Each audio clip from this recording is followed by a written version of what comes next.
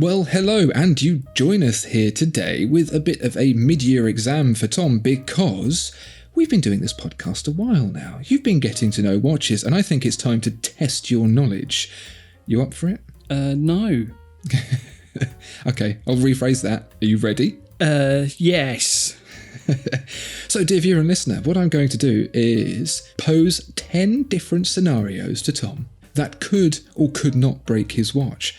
And I want to see if he knows which are correct and which are incorrect, and to give reasons why. Show you're working out, Tom. Should we set a pass rate for this? 75%, I think?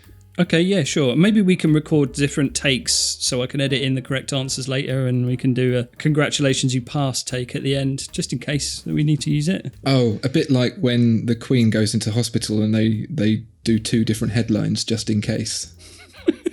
I guess. Right. Are you ready to start? Yeah, go on. Here's your first scenario, and I want you to tell me if this is true or false and why. You must never let your watch sit in direct sunlight. Oh, false? Tell me why. I want that patina. I need that patina and I need it now. Anything more to expand on that? No, I'm going to say that's false because I need to charge my loom for when I bumble around in the dark at night and I need to know what time it is. You are correct. That is false. Woohoo! With a caveat, of course, leaving your watch in direct sunlight can accelerate the degradation of oils and seals, and things like paint can be faded, but as you mentioned with patina, you might want that look. It's not going to cause your watch any harm if you do it once every now and then. Of course, you might be standing out in the direct sunlight wearing the thing, but try not to leave it on the table with your pina colada when you go into the hotel room and then sleep for 3 hours. You might find that it causes some problems in the long run. So well done.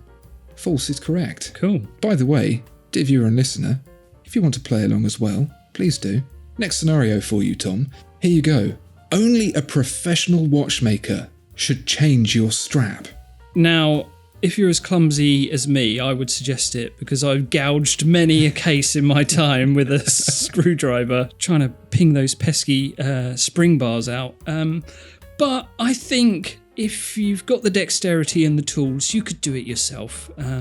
But I usually give it to you if I need a strap changing. So if you haven't got an Andrew monkey, then take it in. I would say that's the right answer, yeah. If you're comfortable with it and you're happy to run the risk of maybe putting a little bit of a mark on the back of your watch, get the right tool. You can get those little strap changing tools from Burgeon for about 15 quid, about $20, and give it a go yourself. What have you got to lose? Except maybe a finger if you're as poor with your dexterity as Tom is.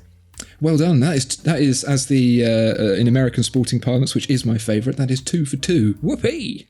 Strike 2. No. I like sports. Cleaning your watch with soap will damage it. Ooh. What, like sudsy? Or do you mean like sort of just taking it and like scrubbing it against a bar of imperial leather? I'm thinking a little splooch of fairy liquid. Yeah. Or maybe something kind of caring and gentle for your hands. Something that builds a little bit of lather and is good for removing grease and dirt. Yeah, no, I would keep any kind of moisture away from my watch, including suds and water and splashes. Even if it's a planet ocean, I still don't trust it. I think that says more about you than it does the watch. Sure. But using a little bit of light soap is absolutely fine when you clean your watch on the basis that your watch is sealed and it is water resistant. Make sure it is both of those things first, and you can use a little light soap. Make sure to rinse it off afterwards. Tom, I'm afraid you get a big fat X next to that one. Strike 1. Correct use of strike. Well done. Here we go for your next scenario. 30 metres of water resistance means that you can take your watch 30 metres underwater. Now, play along with this one, because I know you just said that you wouldn't even get your planet ocean wet. Yeah, why not? Yes, absolutely. If it doesn't mean that, then this entire industry is bananas, which I've always believed to be the case anyway, but that just confirms it. So, yes. I'm afraid to say that you are wrong. 30 metres of water resistance doesn't mean that you can take your watch down I knew to it. 30 metres. Bananas. There's a little bit of bone of contention, this one.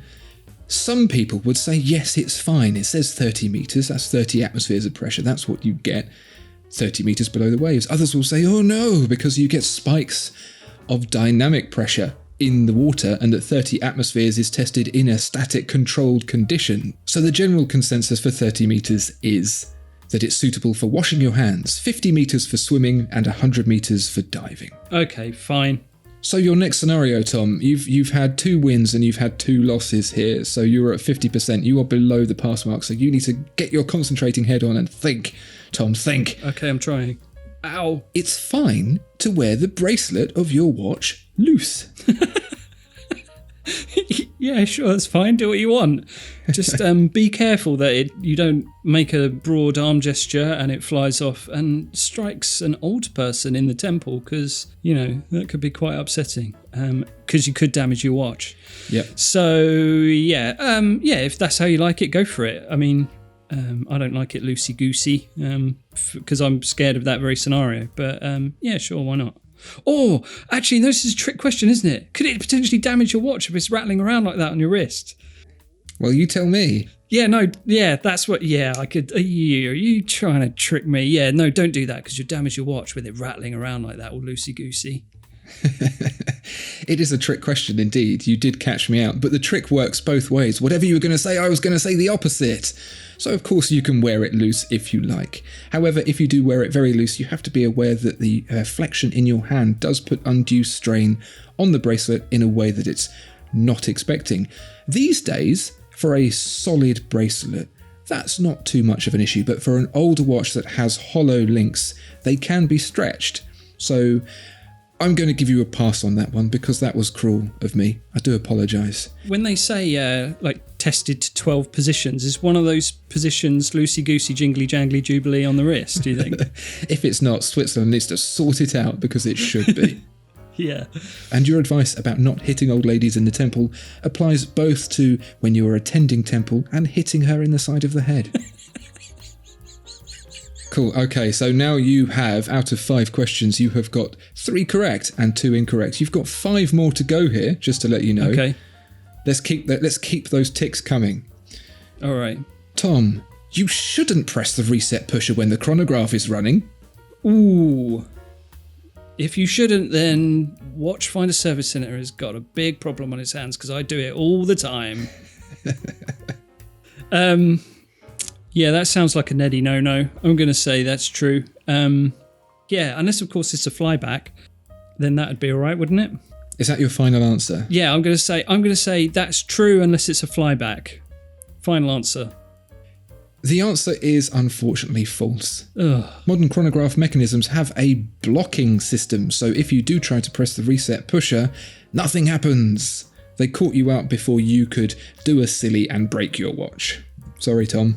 Okay, well that's good. But I'm going to give you a bonus point for remembering flyback. So there you go. You got it wrong and right. Cool. Right, here's the next one. You should tighten the crown until it can't be tightened anymore. No, I'm going to say... Well, what's your cut-off point then? Are you saying until it can't be tightened anymore when you hear the horrible creak? Or are you just saying when there's a little bit of resistance? When your physical strength lets you down. No, I'm going to say that's too much. I'm just going to say finger tight. You don't want to use brute force. Toddler strength to tighten your crown. Is that imperial or metric? I don't remember. Absolutely right. You shouldn't tighten the crown down until you can tighten it no longer. It is a sort of a nice, I'm going to use the term mechanical sympathy level of tightening. There is a rubber gasket in there, especially for waterproof watches, which most screw-down crowns are found on. You want to screw it down just to seal it enough. So just finger tight, but not so tight that you strip the threads off the thing. Mechanical sympathy sounds like a Philip K. Dick concept. Do androids dream of tightened crowns? We all do. Next one, Tom, are you ready? Yeah, go on. You should only turn a rotating bezel anti-clockwise. A rotating bezel anti-clockwise. You should only turn it... What if it's bidirectional? You can just turn it wherever, can't you? Is that your final answer? Well, I don't know of anyone who would actually need to use a bezel. It's just a fidget spinner, isn't it, essentially? Turn it whatever way you want. False. That is the correct answer. If the bezel is only supposed to be turned one way, it will have a mechanism allowing you to only turn it one way. That's of course for divers who don't want to accidentally add time to their diving time and subsequently run out of air and die. So correct. Well done. Cool. We've got 2 more to go. Are you ready? I'm ready, I guess. Here we go. You can't set the date at midnight. Oh, yes. Now, unless this is just an urban myth, I endeavour to wind both the minute and hour hand into the bottom half of the dial in order to avoid midnight and then change the date because it can make your watch explode if it's around midnight and you change the date. True. I've done you a real dirty here, Tom. Ugh. If I had said you can't set the quick set date at midnight, you would have been correct. But of course, you can set the date by turning the hands around. When the time is midnight, that's absolutely fine. Ew. That's low. You knew that's what I meant. I want half a point. I'm going to give you a whole point because that is what you meant. I want half a strike. But it is worth pointing out that the date changing mechanism can be changed whenever you like. You don't have to wait, because I know there are some people who have gone, oh, it's midnight, I can't change the date on my watch, I need to wait until 9 a.m. You can change the watch whenever you like. The time cannot read midnight or 2 hours either way if you're going to use the quick set date, which is when you change the date via the first position on the crown. You can spin the hands around and change the date that way whenever you like. And if it is midnight, you can move the hands around to not midnight, 2 hours beyond either way, and use the quick set date feature. So I will give you a point for that. I just wanted to see you upset. Exactly. Right, okay. So that is the 9th question. We're going to go on to the 10th question here. Are you ready? No. A watch is for life, not just for Christmas. Well, that's not what Patek would have you think. When your granddad expires, it's your watch. No. If you're sick of your watch by Boxing Day, sell it to us. That is absolutely correct. A watch is just a watch. You sell it whenever you like. Maybe it's a gift that you've been given. Maybe think about that if you might upset someone for selling it.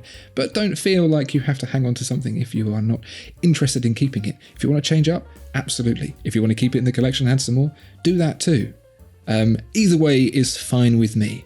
That is absolutely correct, Tom. You scored out of 10. Would you like to hear your score? Yeah, go on, tell me, because I can't remember anything you just said. You scored out of 10. Tom, 8. So you passed. Whoopee! You got above the 75% pass rate and you passed. So you are officially now a watch nerd. How do you feel about that? Happy. Good. Dear viewer and listener, if you played along, please post your score in the comments below. Hopefully you too scored well and you can join us as a collection of watch nerds who like watches and enjoy talking about them. I hope you enjoyed this particular episode and us talking about watches. If you did, please do like, comment and subscribe and all of that lovely stuff that means we get to make more. And we will see you next time. Bye-bye. Bye.